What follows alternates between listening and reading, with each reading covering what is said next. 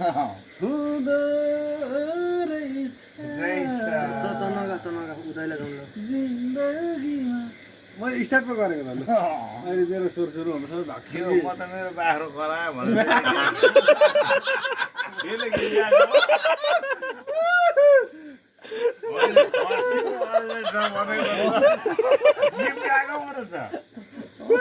सुन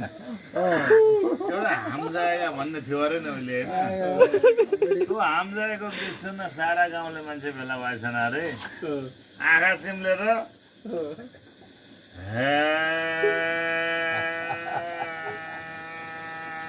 गर्छ अरे कहिले गीत गाउँदैन फेरि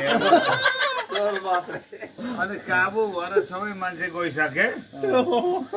अन्तिममा आँखा खोलेर हेर्दा एउटा बुढी आमा छेउ बसिरहेको छ हजुरआमा धेरै धेरै धन्यवाद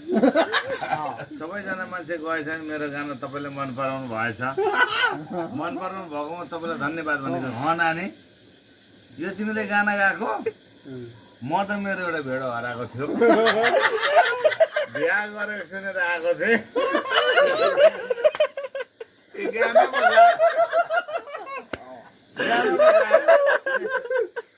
बनी छ अरे क्या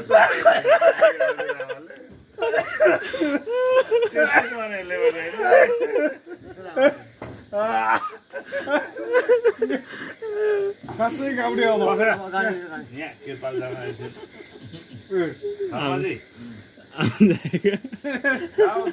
लड़की